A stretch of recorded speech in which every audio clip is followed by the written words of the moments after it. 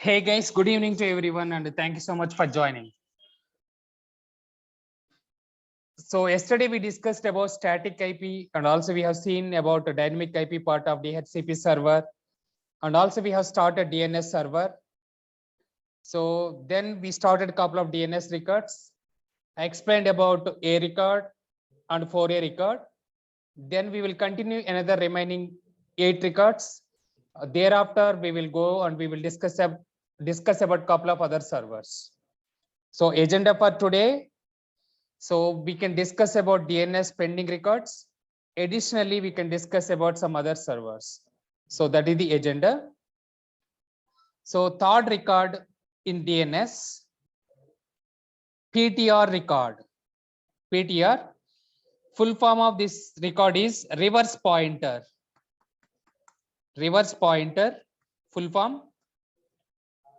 So what exactly this record will do, or how we have to configure this record in DNS server. So reverse pointer is opposite to A and 4A records.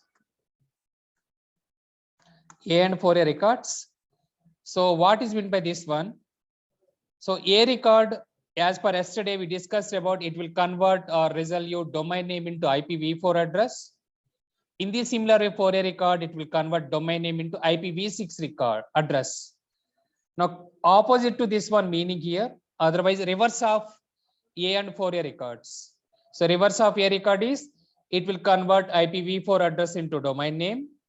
In the similar way, 4A record reverse is, it will convert IPv6 address into domain name. So that is called reverse.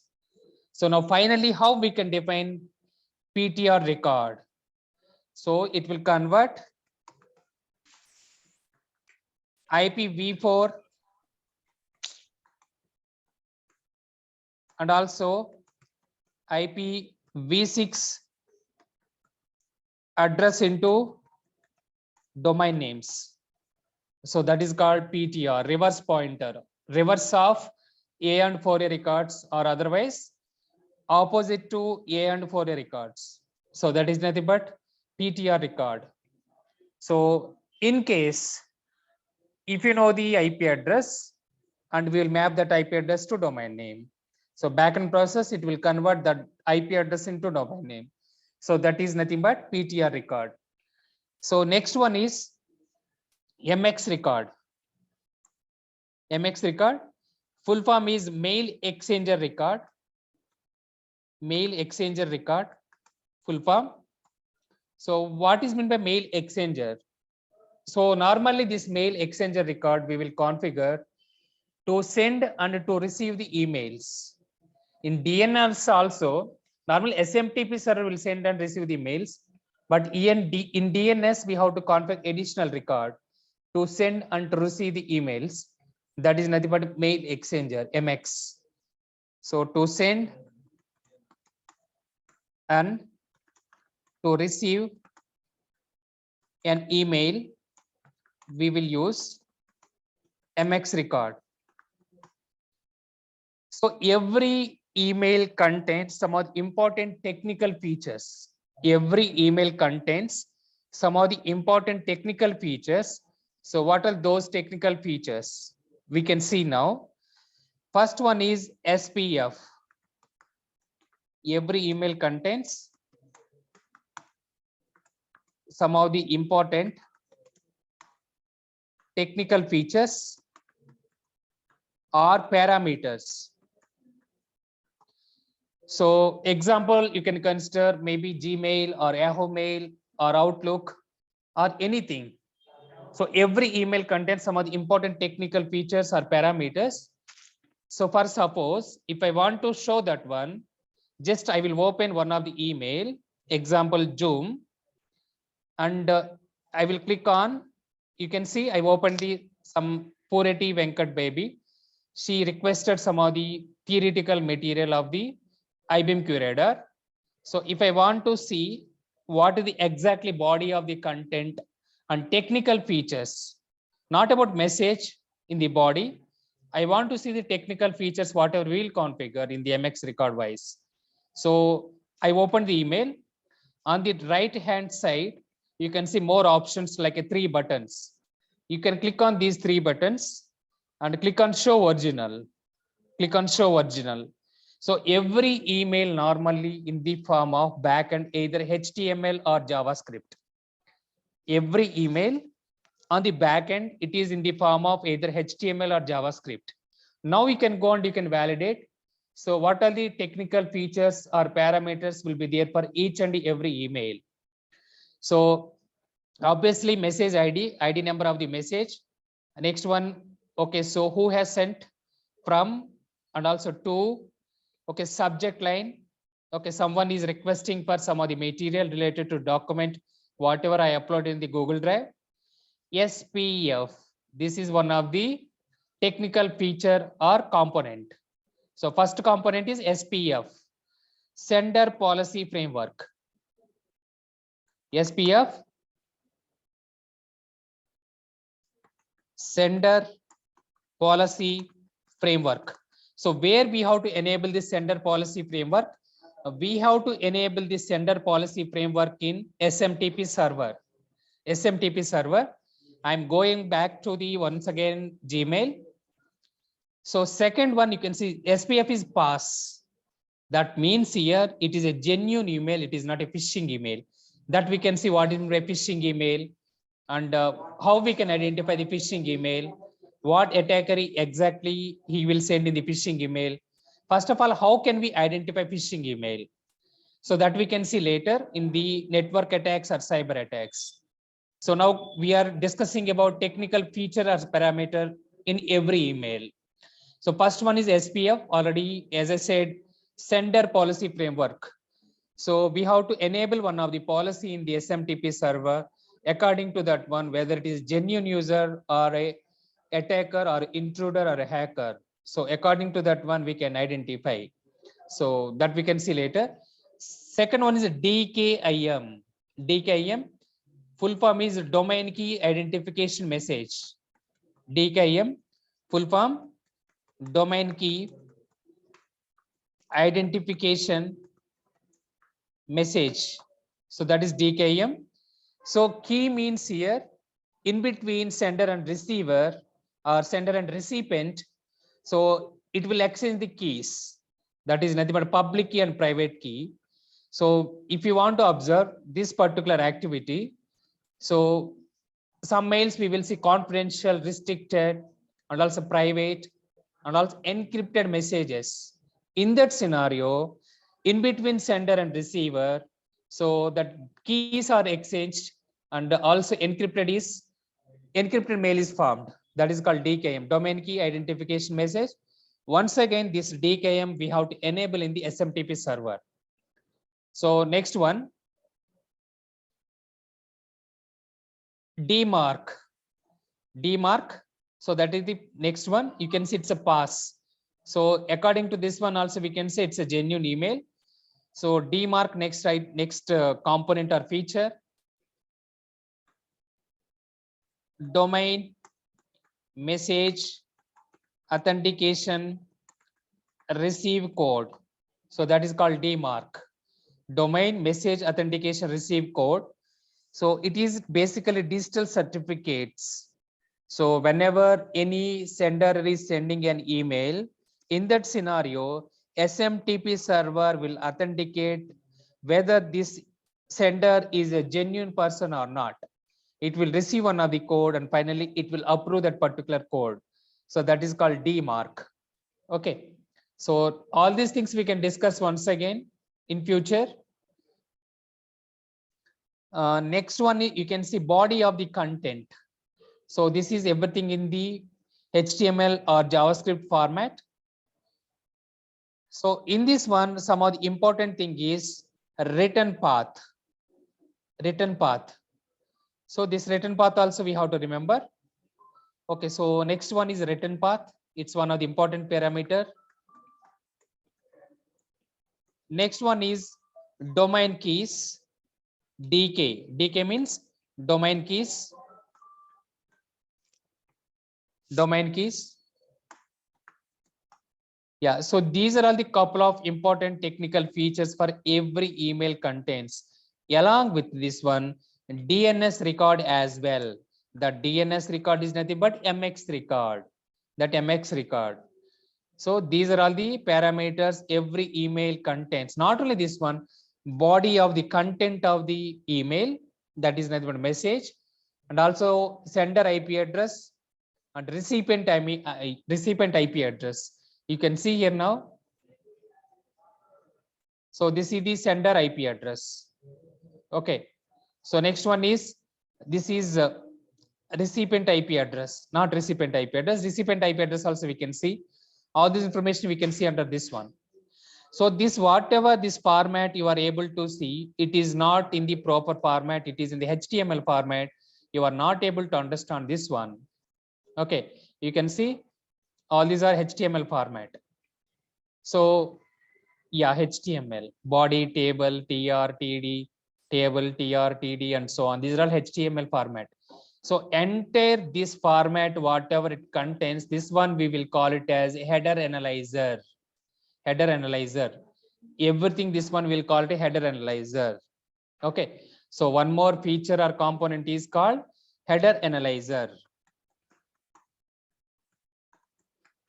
So these are all the important parameters or features related to technical things we have to configure in the SMTP server, and also we have to configure in the MX record.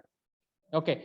So whenever, if you'll receive the phishing email investigation, or whenever we are receiving the phishing email from the attacker, we have to validate and we have to check the reputation, and also we have to do the investigation related to all these parameters only.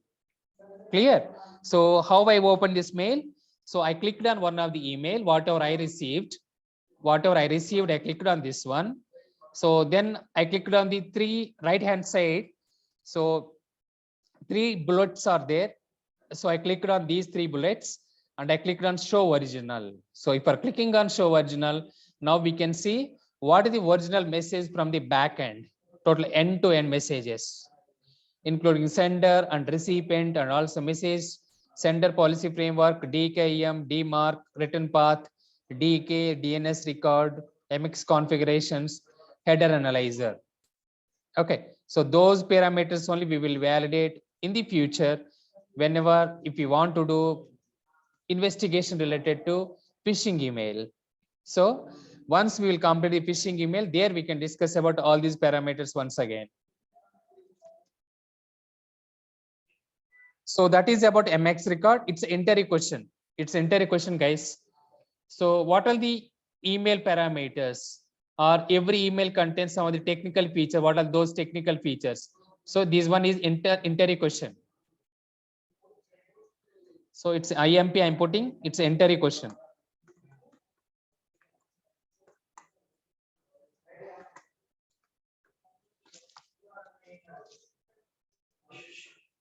So next one is next record. So far we discussed A record, 4A record, PTR reverse pointer record, mail exchanger record. So we can discuss some other records. Next one is CNAME record. CNAME record. Full form is canonical name. Canonical name record.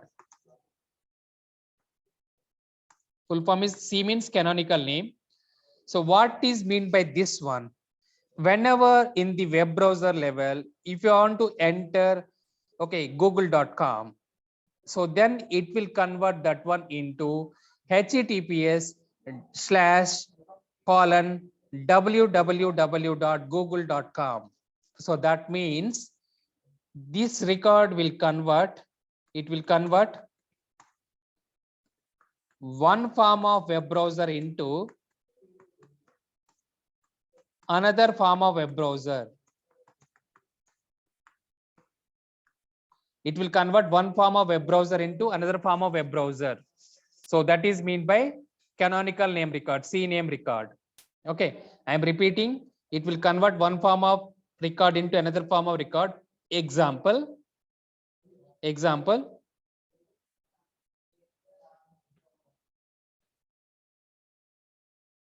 Hey guys, give me 1 second. Give me 1 second.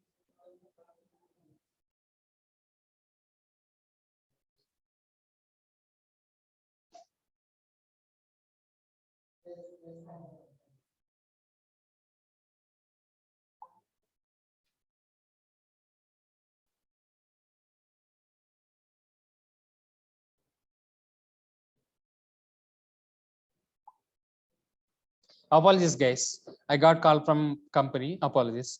Yeah, it will convert one form of web browser into another form of web browser. So what is meant by this one? So example, when you're typing google.com in the web browser, this google.com, it will convert into another form of related to canonical. That canonical is nothing but HTTPS colon / www dot nothing but world wide web www dot. Okay, so google.com. So this is the way how it will convert. One form of web browser, it is converting to another form of web browsers. That is nothing but canonical name. It's a canonical name. So that is about CNAME record. Next record is ISDN record. ISDN record. Full form of ISDN is integrated single digital network. So full form of ISDN, integrated single digital network. So that is the full form of ISDN. So STD and IST. So what is meant by STD and IST? Anyone? What is the difference between STD and IST?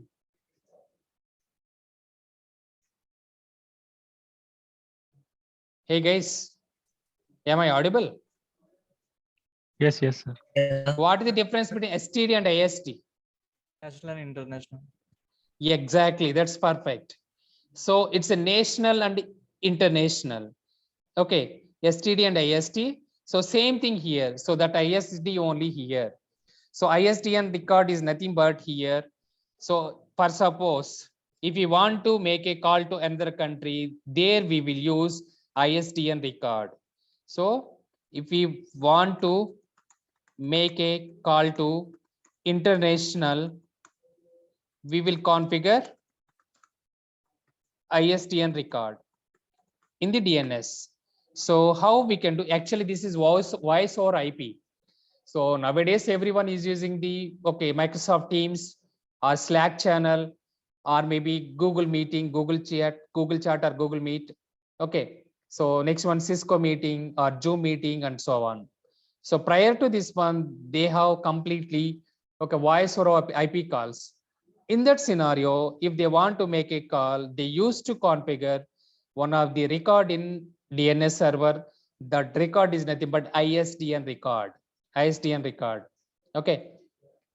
So here example, if you want to make international call, country code, not country code, international code, it is nothing but 00.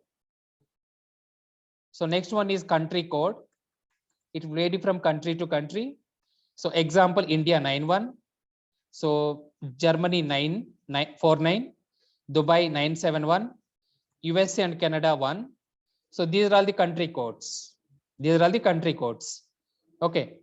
So country code we have to enter. Next one is mobile number. So it will vary once again from country to country. So India is a 10 numbers. So the 10 numbers mobile number. So this one normally we will configure in the DNS, ISDN record.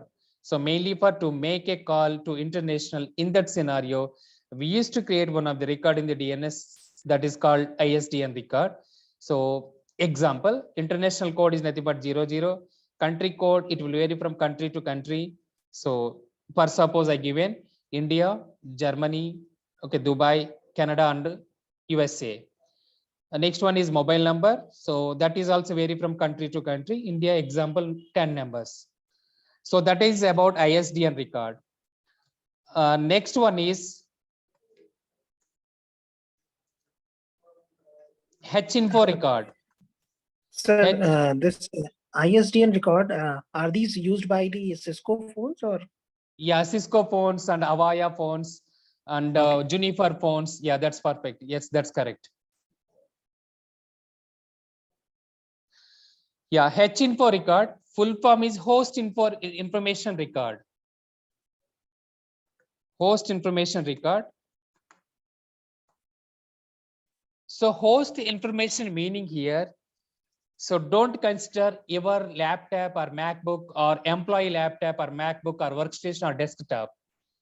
So this H-info record meaning here, whatever DNS host is there, that record. Whatever DNS record or DNS server we are configuring, that information record. Okay. So it's related to DNS server. It's related to DNS server. DNS server information. So every system normally, example consider Windows 7 or Windows 8.1 or Windows 10 or Windows 11. So whenever if you want to purchase laptop or MacBook or maybe mobile, you have some requirement will be there, right? So that requirement may be example CPU, RAM, hard disk, SSD, and processor speed. Okay, so generations of the respective laptop. So these are all the couple of basic parameters you'll validate. That is nothing but system info only. System info only. So here H-info record, it will represent host of the DNS server. Okay, so H-info record will represent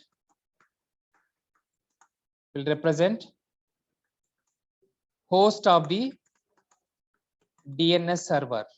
Okay, so example RAM, CPU utilization. Next one is SSD, generations of the laptop, okay, core information, and so on. So that is about H-info. Okay. Next record is NS record. NS record. So NS full form is name server. Name server. So what is meant by name server? So this name server record we will configure based on the geographical location and also based on the domain or subdomain wise. So this NS record will be configured based on the domain and subdomain wise and also geographical location wise as well. So example, so NS record will configure based on geographical location and also based on domain and subdomains. What is meant by this one? What is meant by this one? Example, google.com.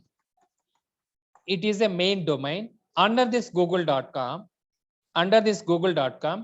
so we have gmail.com. So subdomains are, so google.com you can consider NS record. NS record. So next one is under google.com we have gmail.com. It's a subdomain. youtube.com subdomain. So next one is Google Chat. It's a subdomain. Google Meet, it's a subdomain. Google Docs, it's a subdomain. Next one is Google Drive. All these are subdomains. So now main record is NS and subdomains are Gmail is a subdomain. This is NS1, name server 1. This is name server 2. This is name server 3, name server 4, name server 5, name server 6. In such a way, they will configure name server to identify. So differentiation between the main domain and subdomains. So that is one of the example. Second example, geographical location wise. So what is meant by geographical location wise? Second example, so yahoo.com. So yahoo.com, it is in USA. Even it will work for all over the worldwide. All over the worldwide, it will work this particular domain, not only in USA, but mainly it is into USA. But if it is India, so we can use yahoo.co.india. So it's India related. So next one is yahoo.in. co.sg, Singapore. So next one, yahoo.co.au, Australia.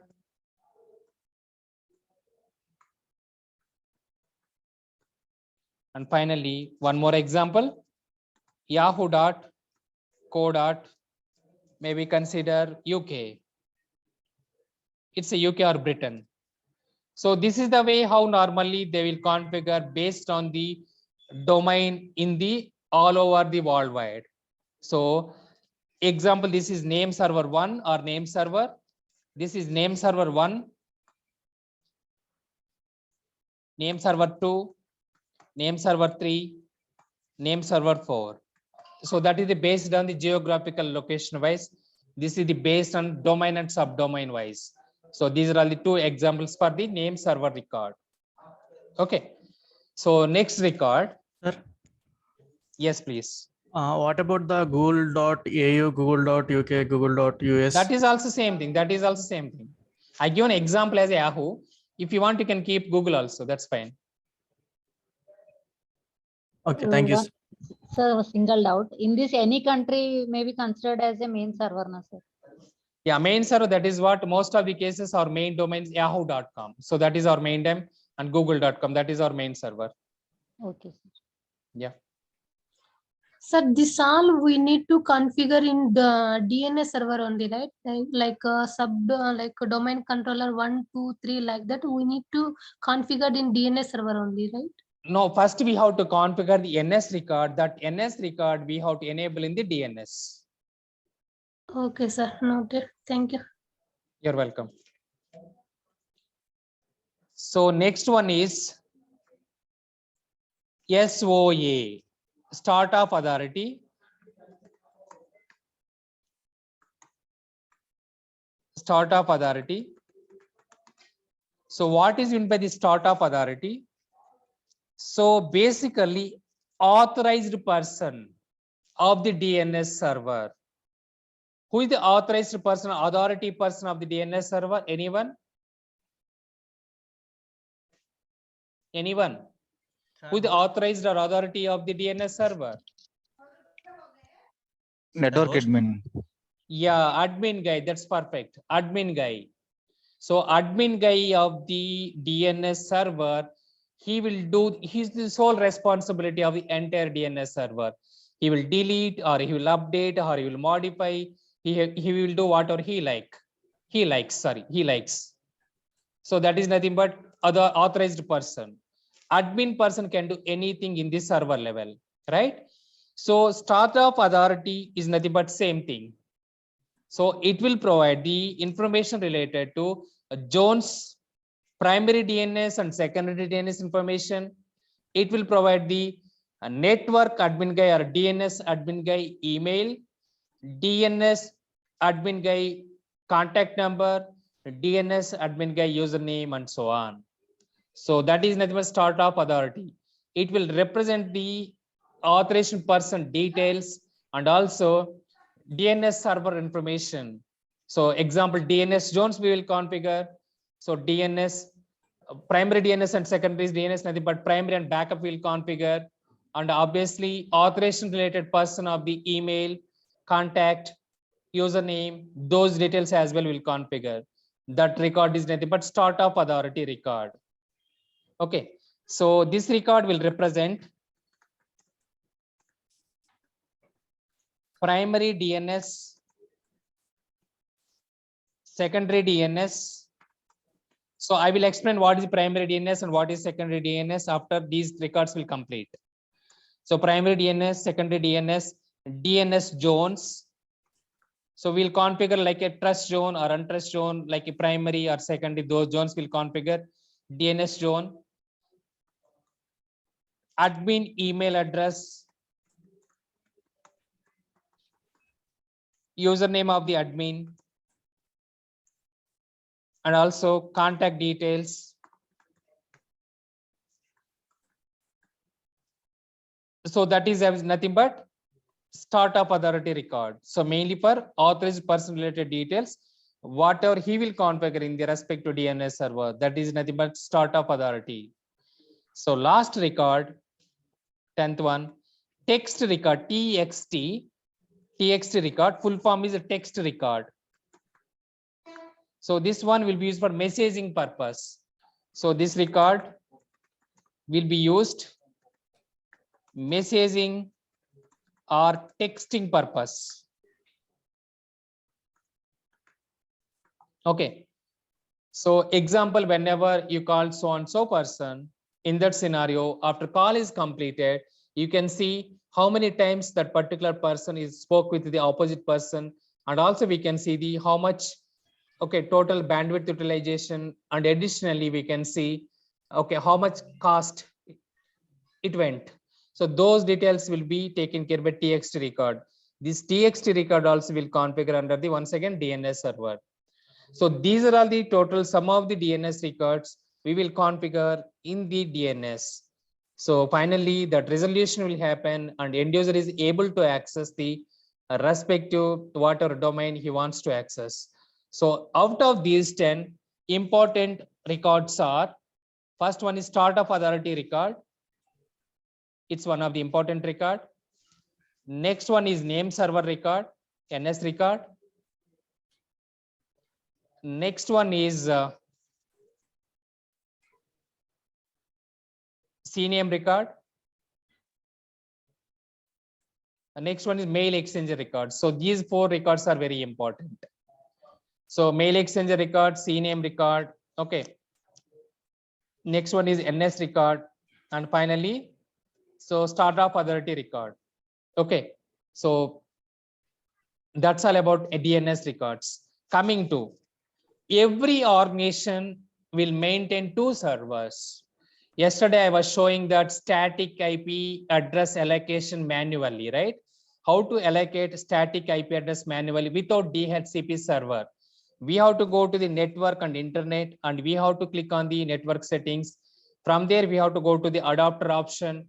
And finally, we have to click on the whatever Ethernet interface if we want to enable the IP address. So there we have to click on the Internet Protocol version number 4. Later, we have to click on the Properties tab. Once we are clicking on the Properties tab, then it will show 2 options. One is IP address allocation automatically or dynamically. So that is part of DHCP. Second one is manual allocation of IP address. That is nothing but static IP, right? So that I have shown yesterday to you. In that scenario, so there we have seen 2 more things, primary DNS and secondary DNS after down of the static IP, subnet mask, default gateway. I'm not sure how many people remember this particular option. I will go and I will show you once again. So I have to go to the network settings and I will go to the network interface, network or internet. And I will go to once again advanced network settings. Under this one, more network adapter options.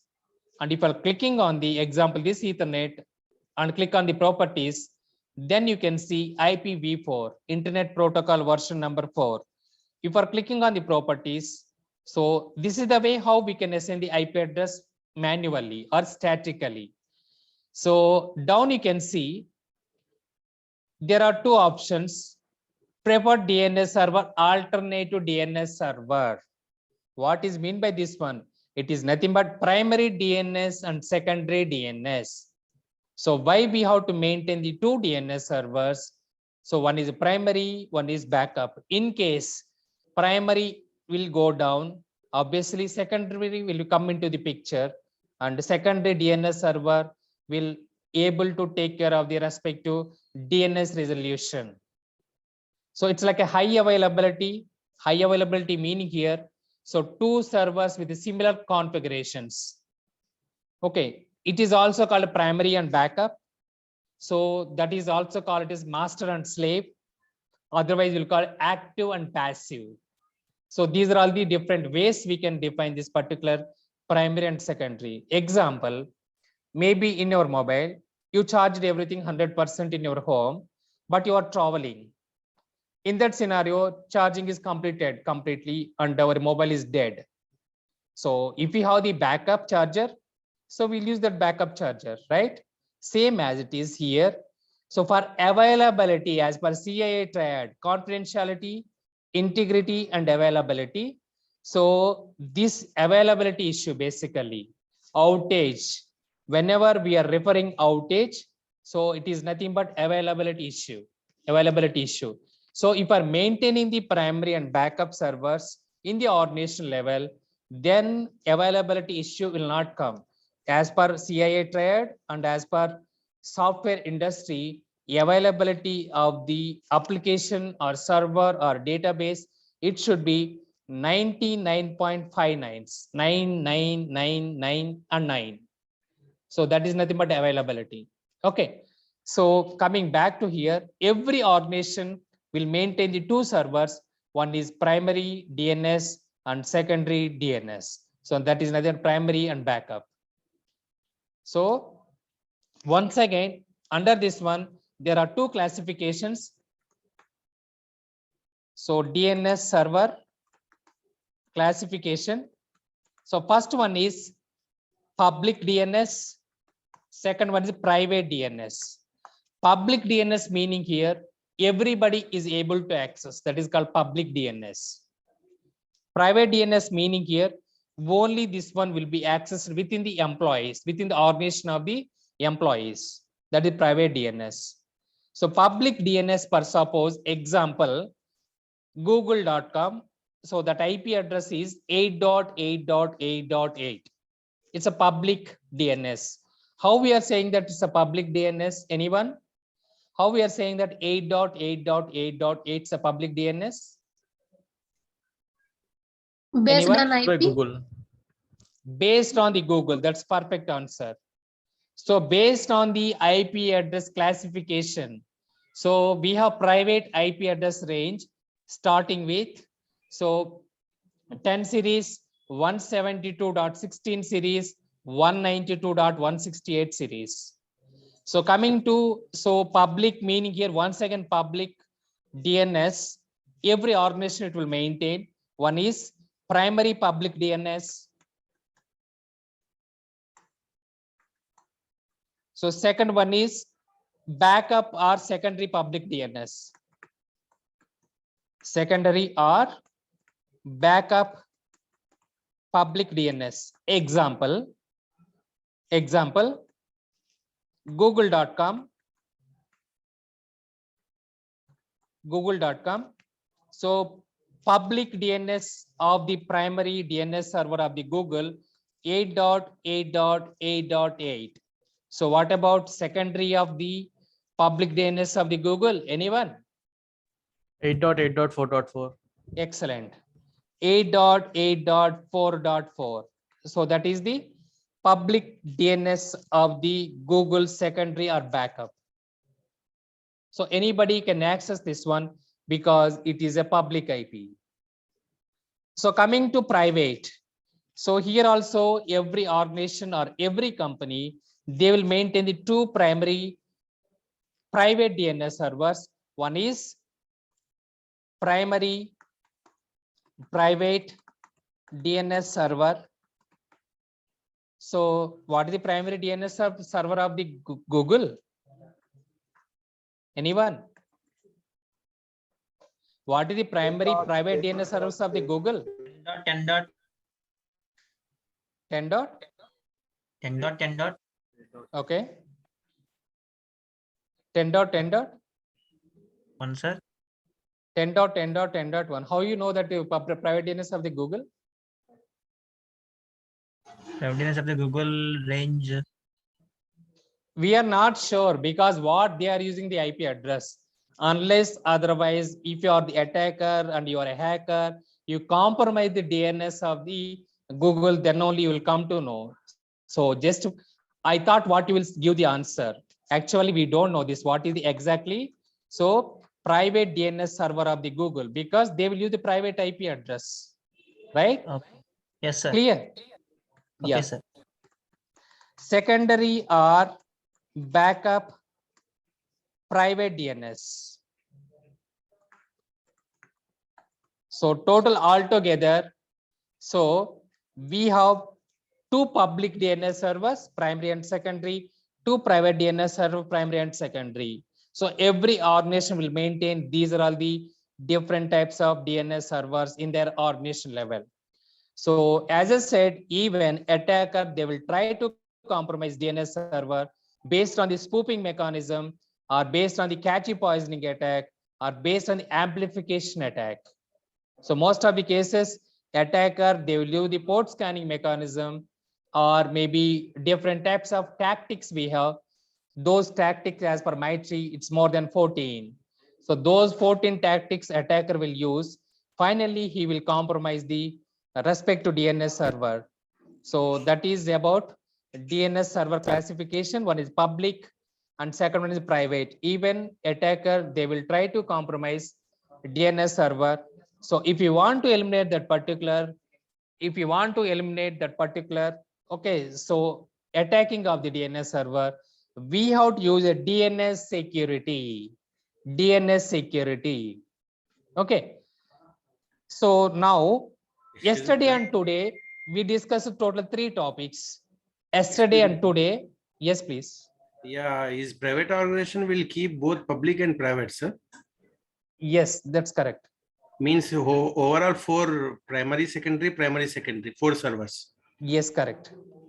Okay, how much it will be cost, sir, for knowledge? Cost, it's only basically on top of one of the Windows server, they will configure this particular DNS server software. So Okay. if it is a hardware device, yes, you are right. It's very expensive. Yesterday, I was showing that info blocks. Yeah. So I will explain that one now. Okay, sir. Thank you. Yeah, you are welcome. So yesterday and today we discussed total 3 topics. One is a DHCP. Second one is IP address management. These 2 functionality will be done by which server? DHCP and IP address management functionality will be done by which server? DNS server.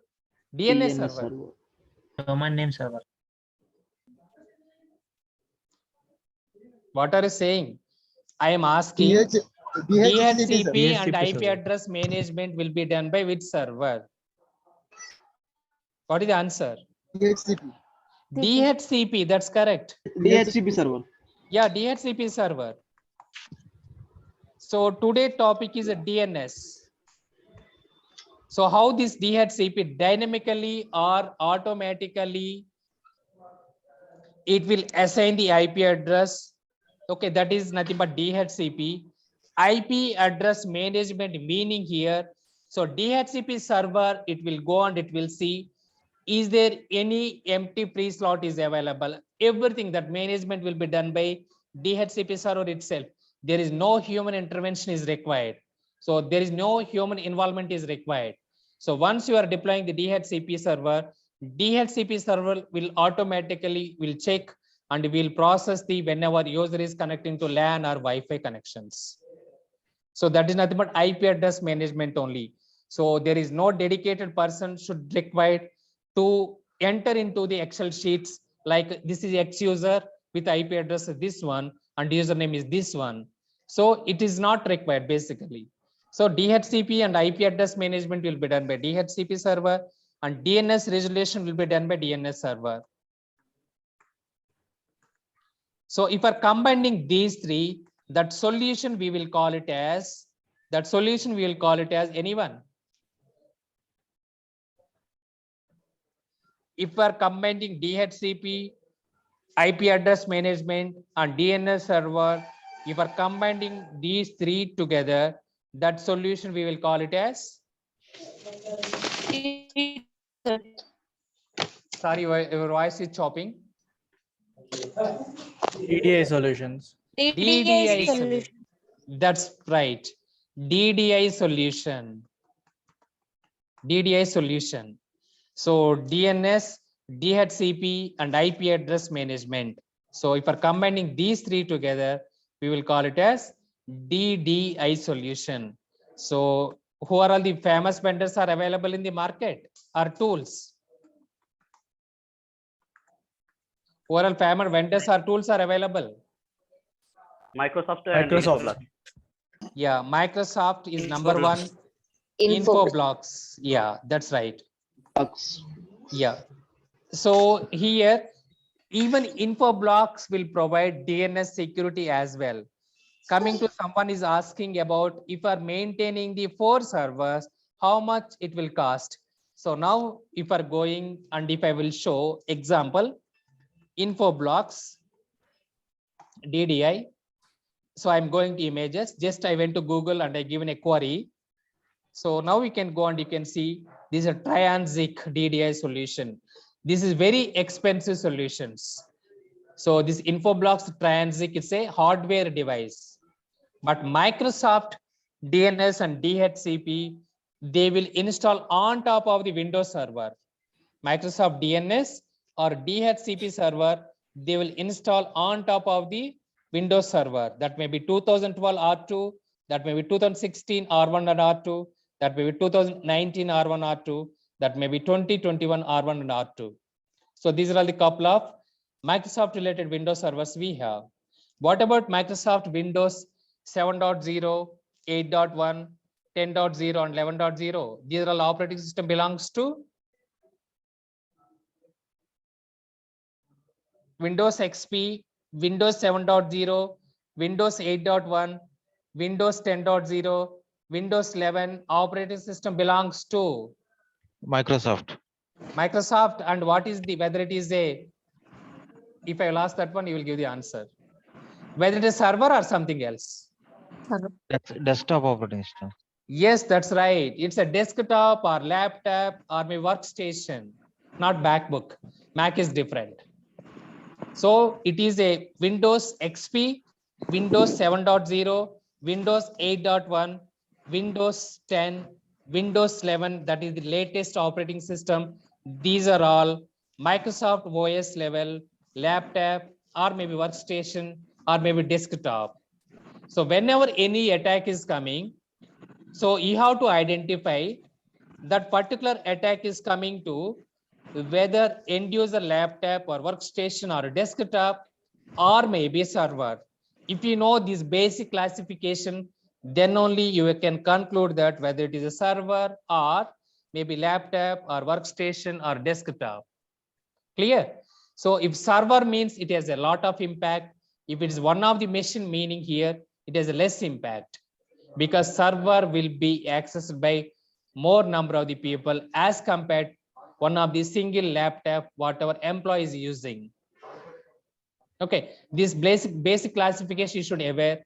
So what are the operating system belongs to Windows, and also what are the servers belongs to Windows, that model numbers at least. Okay, coming back. So DNS and DHCP and IP address management, if you are installing on the Windows server, it is a very less expensive as compared to if you are purchasing Infoblox hardware device module.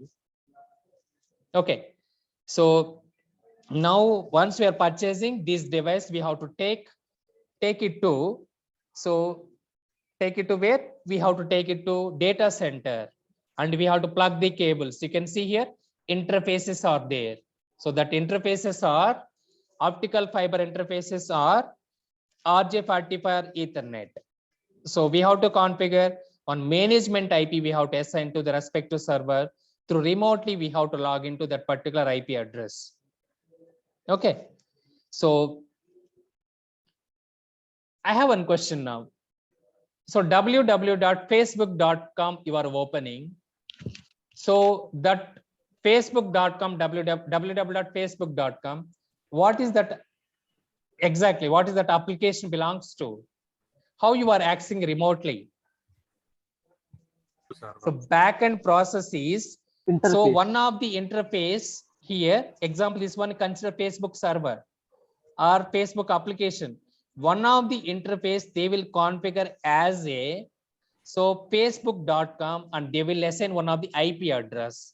So that IP address or facebook.com, whatever they configure, that is called management IP or management host name.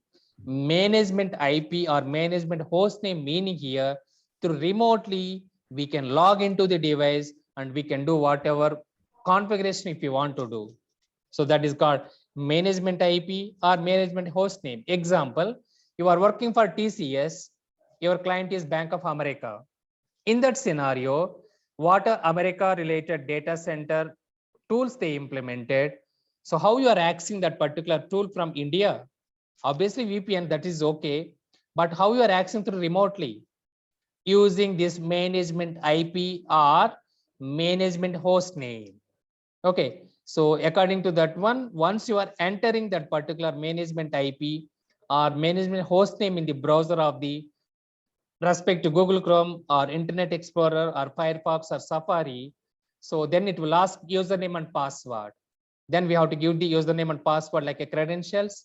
Then finally we are able to log into the respective tool, whatever, if you want to access it remotely. Okay, so coming back to comparison between Microsoft and Infoblox. So Infoblox is a little bit more expensive as compared to Microsoft. So that is about the cost point of view. So whenever, if you want to validating or if you want to purchasing some of the tools, we have to follow one of the report name is called Gartner report. Gartner quadrant report that we can see later. What is a Gartner quadrant report? Okay. So that is about overall what is DHCP, what is IP address management, and also what is DNS, and what are the different types of DNS records we'll configure, what is types of DNS servers on the organization level they will maintain. And also we will discuss about couple of attacks related to DNS and DHCP, that is part of cyber and network attacks. We have separate topic is there. So that topic, once we'll complete network architecture diagram, we can start that particular. Okay, so attacks related to DNS and DHCP. So far we completed here. So we completed OSI layers, we completed IP addresses, we completed class of IP address.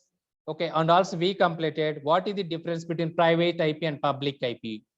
So next one, we also completed what is meant by port and protocols. Next one, we can complete a static IP and dynamic IP, we completed. Then we completed DNS. So these 5 topics as of now we completed. So next one is servers. Next topic as per our syllabus, our training topics, we are going to cover couple of servers. So that servers, example Active Directory or database servers, application servers, domain controller, SMTP or XN server, and file servers. So that is the next topic. So next topic is servers.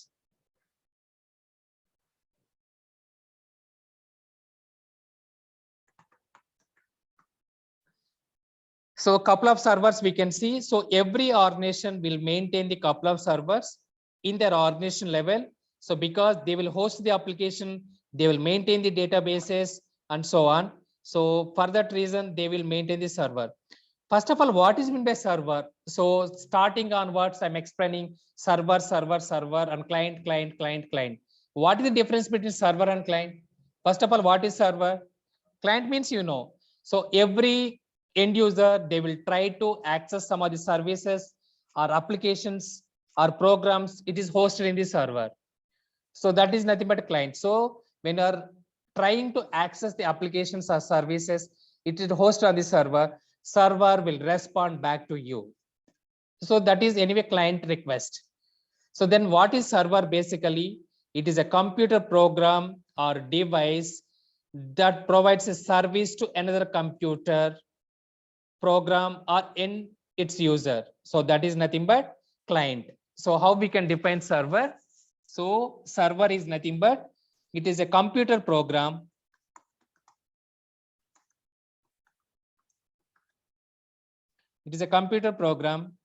or device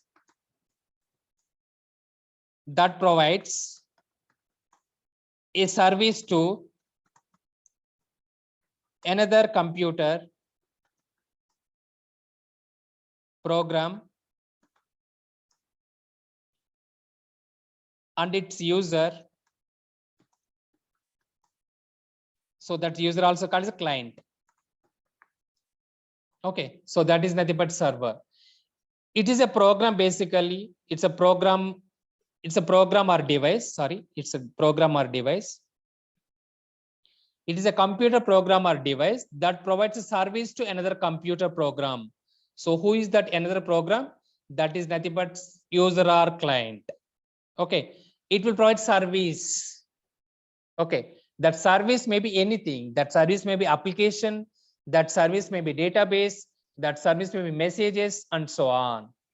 So that is nothing but server. Then what about client? Client will receive the service from server. Client will receive the service from server whenever he is trying to give any request. So that is called client. Client meaning here that may be laptop or MacBook or workstation, nothing but end user basically is end user. So whenever he is requested something, example, he wants to transfer some of the amount in SBI bank. So then he is a client or user. So then he will try to open sbinetbanking.com. Maybe he wants to something order for his home furniture. Then he will go to amazon.india or maybe flipkart.india or flipkart.com. Maybe one of the user, they want to make a food using Zomato or Swiggy. So then he will go and he will give the request in the Zomato server or maybe in the Swiggy. So here client will give the request to the server and server will provide this service to the end user. So that is the difference between server and client. So server will provide services to multiple users. Server will provide services to multiple users. So example, as I said, SBI net banking. Do you think that only you are alone will be a right person to access the net banking of SBI.com? No, all over the India or maybe non-resident Indians as well, all over the worldwide, everybody, they will try to transfer the money. So that means server will provide services to every client or every end user. So that is the difference between server and client. Okay. So example, client means you, me, and so on, everybody. So couple of servers normally we will use in the organization level. Server examples in the organization level. Example, Active Directory. Next one, domain controller.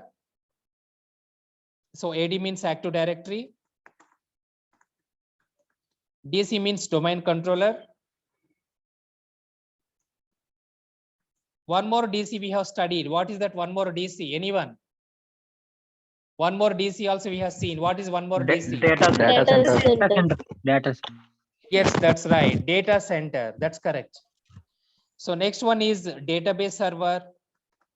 Next one is app server. App is nothing but application server. Next one is SMTP server. The next one is file server. Next one is web server. Next one is SMTP server. Already SMTP server is over. Yeah, so these are some of the important servers we will go and we will discuss. Active Directory, domain controller, database servers, application servers, SMTP server, file server, web servers, and so on.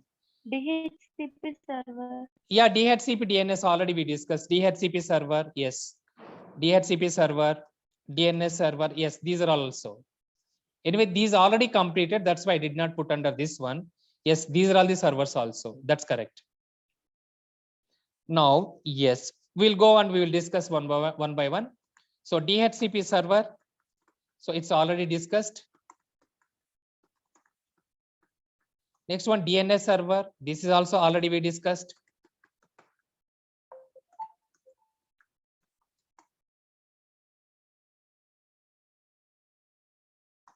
Next one is database server. We'll go one by one now. So 1, 2, 3. I'm not going in the proper sequence. Anything is fine. But what is the ultimate goal? You should understand the backend concept. So that is the ultimate goal. So database server. So database server, it will provide or it will store the data. The data may be critical or non-critical. So database server will store critical or non-critical data of the organization. So that is nothing but database server. So critical and non-critical data classification. How we can classify the data first of all. So there are main two types. One is critical and second one is non-critical. Under that one, once again, if you want to classify the data, so based on the private, nothing but it's a confidential to us. It's a privacy of the data. So next one is restricted. Nobody has to see that particular data. Next one is confidential. We have another category is there, public. That report can see anyone. So how we can classify the data under the database? Sai Kumar, something you are returning in the mobile. Not returning, you are drawing something. Yeah, so data classification, enter a question. Sai. Yeah, that's fine. Data classification. So data classification is based on, it is not so easy to classify the data. It will take several months. Any bank or any organization or any hospital you can take, not only any hospital or any bank or anything, any organization you can consider. That may be different business verticals. That may be banking sector, that may be education sector, that may be software sector, that may be healthcare industry, that may be retail industry and so on. So classifying the data is not so easy because every organization has the different types of business owners will be there. What is meant by business owner? Example, you can consider one of the banking sector project or any bank. Maybe take HDFC Bank. Under HDFC Bank, they have financial transaction servers, they have file servers, they have database servers, they have app servers, they have development servers, they have testing servers, and so on. So every server has a one of the owner will be there. That owner we will call it as asset owner or server owner or business owner. It is sole responsibilities for entire server. Okay, now if you want to classify the data as a security person, just like that, you cannot go and you can do the classification of the data. We have to coordinate with different types of stakeholders. Who are the stakeholders in this scenario? As I mentioned, financial transaction servers, guys, file server, guys, development server, guys, testing server, guys, so database server, guys, application servers, web servers. If they are using machine learning servers. If they are using data science servers. If they are using DevOps servers, we have to connect everybody. Then we have to ask them, what is the critical data you are storing in your servers? What is the non-critical data? So finally, we have to classify the data. It is not easy task to classify the data. So data classification. So first data types, it's a critical and non-critical. So data types, critical and non-critical. Coming to data classification. So data classification, as I said, we have to contact and finally we have to make sure that, so what data belongs to private, public, okay, private, public, confidential, restricted, and so on. So for suppose, so trademarks or copyrights or patents, trademarks or copyrights or patents, these are completely confidential data. It's a confidential data. If you don't have the patent, it's confidential on your name. And if someone is making whatever video you uploaded in the YouTube, or if you are not making the trademarks, in that scenario, other people will copy your data. For suppose, or for example, so you are making a pills or tablets. If you don't have the copyrights and if you don't have the patents, In that scenario, if someone is stealing the chemical formula of how they're making the tablets or pills, how they're making tablets or pills, in that scenario, so obviously we can go and we can make and we can put separate company. We'll change the brand name of the respective company. That's all. So that's why whatever confidential data is there for that one, we have to make sure that whether patent is available or trademarks or copyrights are available. That's why so many people in the YouTube, they will make that someone should not copy my video, or someone will make sure that so copyright should not accepted. If are going and if are making the copy of that particular file, finally YouTube, as per privacy or confidentiality of the data, your account, it will be blocked. Okay, so that is one with the confidential of the data. Next one is so restricted. Example, financial results. Financial results. Every quarter 1, quarter 2, quarter 3, and quarter 4, every company, they will release the financial results. Unless otherwise, if one of the proper communication channel is there, nobody has to write to communicate outside of the organization. So this one has to communicate with the proper channel. What is in the proper communication channel? CFO, Chief Financial Officer, after discussing with the CEO, Chief Executive Officer, then finally they will inform to news channels or social networking channels or maybe other social media. And finally, they will release the respective quarter 1, quarter 2, quarter 3, and quarter 4 results. That is about one of the confidential data. It's a privacy of the data or confidentiality of data. Otherwise, it is a restricted data. So second classification is a restricted one. Okay. The next one is public data. So example, one of the product they want to introduce to everybody. Maybe Samsung, they want to release maybe 14S, maybe Apple, they want to release 14S, is a new product into the market. In that scenario, they will go and they will announce in the digital marketing side. Everywhere they will announce in the social media or maybe in the news channels or maybe in the YouTube or maybe in the some other way. They want to introduce that particular product into the advertisement. Basically, it's like advertisement. So advertisement, it will come under public. So they want to make their product into the so because they want to get the profits obviously, right? So in that scenario, advertisement, it is like a public. So their product they want to so advertise to everybody in such a way they want to get the profits. Example, this is one of the classification. So next one is private. So these are a couple of classifications of the data normally we will do. Confidential, restricted, public. So these are some of the classifications. It's an entire question. So what are the different types of data classifications we will see? Confidential, restricted, and public. Even when you are sending an email, so that time Outlook, it will ask whether it is a confidential file or whether it is a public or restricted one.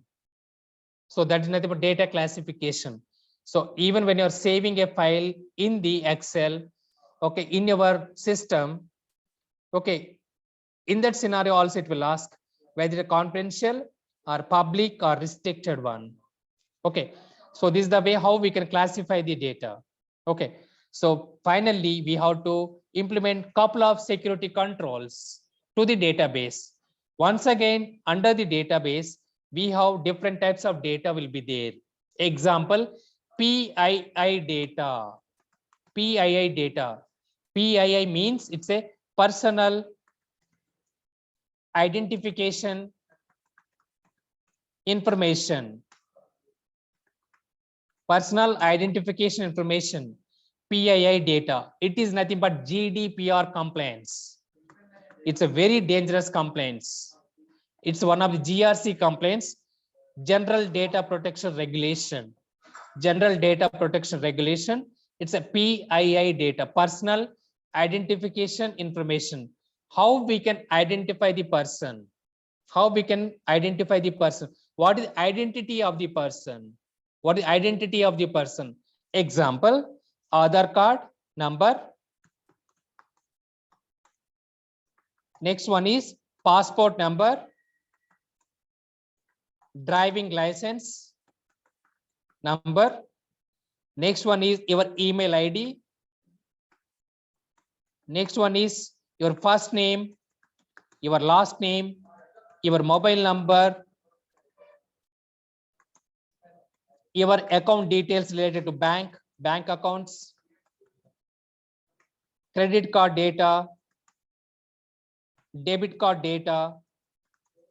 All these are called PII data. All these are called PII data, personal identification information. These data should not go outside. These data should not go outside. So GDPR, especially GDPR meaning here, full form is General Data Protection Regulation. In market right now, for GDPR, we have a lot of opportunities are there. Lot of opportunities. What is the opportunity here? Job vacancies. Job vacancies are there for GDPR. It is related to PII data. So it is completely related to European Union. European Union, otherwise Europe continent. Under Europe continent, I think we have 29 countries as per my knowledge. So UK is out of the European Union. We know already this one. Okay, remaining 28 countries are there. Example, Germany, France, Italy, Portugal, Spain, Sweden, Denmark, okay, Norway, Ireland, Poland, okay, Netherlands. All these are some of the examples in Europe continent countries, right? So in case, example, TCS company got Europe project. Example, they got Sweden project. Sweden project they got it. I'm repeating once again.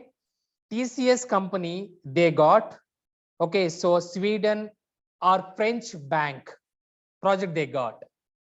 Obviously French bank, nothing but France country. So France country, they have French bank means they have the lot of customers data. That customers data bank means here obviously their mobile number, so their national ID number. In India we'll call it the Aadhaar number, in USA we'll call SSN number, and so on.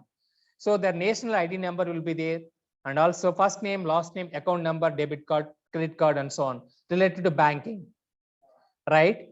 Example, TCS, unfortunately, they leaked the French bank of the PII data of the customers. In that scenario, TCS has a lot of penalties. Lot of penalty they have to pay. It's $1 million they have to pay to French bank.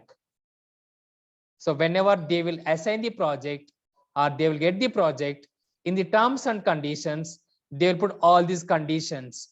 In case my French bank customers data, your organization related to consulting company of the TCS is exposing, so we have a lot of penalties will be there. In such a way, they will write one clause or terms and conditions. So that's why this PI data is very confidential. So we have one more act is there in India, coming back to India. So in India also this act is there. Long back we implemented in India, IT Act 2000. IT Act 2000 itself we implemented this act related to PII data. But what is the problem here? We will not follow rules and regulations. That is the problem. Okay. Anyway, I'm not saying everybody will not follow. Some cases they will not follow, right? So in that scenario, obviously we don't have a lot of penalties. So that is about in IT Act 2000. Next, one more data will be there, PHI data. It is nothing but personal health informational. personal health informational. So meaning here, so in the hospital, why they will call every patient at a time and they will close the doors? Because the confidentiality and privacy of the patient. And also in the database of the hospital, so one patient information should not leak to another patient. Otherwise, this patient can give the complaint as well on the respective hospital. So that may be example Continental Health, that may be AIZ Hospital, that may be Apollo, that may be Esoda, that may be Columbia, and so on. Okay, so that is about PHA data, personal health information. Personal health information, especially in the hospitals, one patient information they should not reveal, even in the database also, they should not expose to the public whatever records they have. So they have to make sure that, so whether they implemented all the controls or not. So all these things we will implement in the database server. So database servers are very confidential to the organization level. That too, it's a critical data. It's a critical data. Okay. So that's all about database servers. Example database servers. Example database servers we will use in the organization level. SQL database. So first database server name is SQL, Structured Query Language. Full form is Structured Query Language. So that is SQL full form. So something, if we want to store the data in the, okay, so database of SQL, we have to write a columns as well as, okay, rows. That columns and rows also, so we have to encrypt in the security point of view. Security point of view, we have to encrypt. So example, one of the order you are placing in Amazon. In that scenario, in case they were using SQL database backend, so they will put like item number, item name, cost, and so on. In such a way, they will create one, okay, database in the backend. Item number 1 is belongs to this one we have seen already in the cashier bank. Cash account, not cash account. Cashier account. So whenever something they want to bill everything, so they will enter item number along with item name and cost, right? So backend they will use these type of database. Example, item number 1 is belongs to maybe sofa. So cost is 50,000 INR. So maybe item number 2 is belongs to maybe cart. So in that scenario, this one may be approximate 20,000. Maybe third one is belongs to grocery items. So maybe this one is belongs to 10,000 altogether. It's like a wholesale. So in this scenario, rows and columns, they will raise a one of the query language that is called structured query language. Example, select star, insert table into item number, item name, and cost. Finally, select star, insert into item number, cart, cost is 20,000. Select star, insert table into grocery items and cost is 10,000. In such a way, they will write the queries in the database of the SQL. So these are all called queries. So that's all example related to structured query language. This is one of the database. In the similar way, it's an open source basically. So in the similar way, we have commercial meaning here paid one, MS SQL. It's a Microsoft structured query language. MS means Microsoft. So next one is PGSQL, Postgres.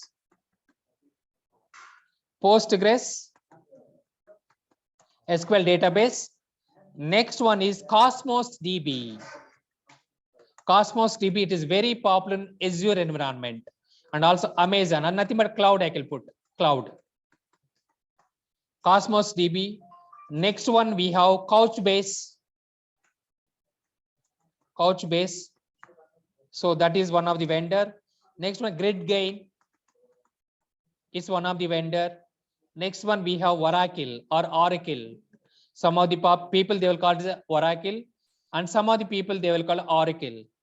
Okay, so this is Oracle 11G, 12G, or 13G, and so on. Next one we have Cassandra. And nowadays in cloud, one more DB is very popular, that is called MongoDB. So these are all couple of database servers organizations they will use. So to enter into the data in the backend database level, whenever user they are trying to access, it will fetch from the database and finally is able to see the data. So that is about database server. Okay, so that's all for today, guys. So far we discussed about only one server. Okay, so we'll continue remaining servers in the tomorrow class, and also we will continue network architecture diagram. Okay, so finally what we discussed in the today class? Today class we discussed about pending a DNS records, and also we started other servers. In that one, first server is a database server because already we completed so DNS and DHCP. Okay, so that's all for today, guys. Do you have any queries in the today class? So good evening, sir. Yes, Mohammed. Yeah, actually we are in the topic of servers, sir. In organization, they will keep all types of servers, or according to business, they will skip some properties, sir. Like you are saying app servers and DC, AD, web servers. It's a good SMTP. question. So yeah, so coming to here, so it is not like that every server we have to use based on our requirement, based on the whatever business we are doing. So they will check the compatibility and they will purchase whatever server it is required. It's not mandatory. Whatever we are discussing, everything clear. Okay, sir. Thank you. You're welcome. Any other? Is it possible? Is it possible to keep all in one system, sir? Means all type of properties in one system? No, it's not possible because every database is separate team, Windows is a separate team, Linux is a separate team, storage is a separate team. It's not possible. Okay, okay. Thank you, sir. You're welcome. Sir, you showed different 10 records for the DNS server. So do we have all the records in one, like the primary and secondary DNS servers we have?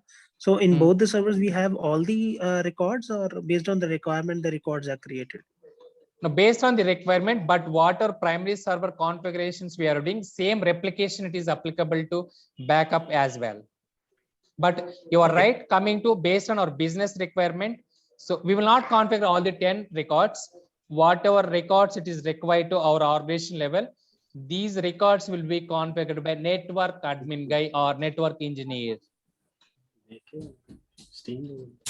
Clear? Yeah, thank you. You're welcome, Shantanu. Sir, what is a workstation, sir? Workstation, it is one type of laptop only, but it is a fixed one. It does not movable one. So it is high-end, basically configurations. Example, consider maybe 500 GB. You will consider for your laptop. Maybe workstation contains more than 1 terabytes. So you'll put in the fixed one. It is not a flexible wherever if you want to go and you can take that one. It's not possible. Clear? It is like a similar like a desktop. Yeah. Okay, okay. Thank you. You're welcome. Any other? Okay, guys. Thank you so very much, and happy weekend and good night. Good night, sir. Thank you, sir. Thanks. Thank you.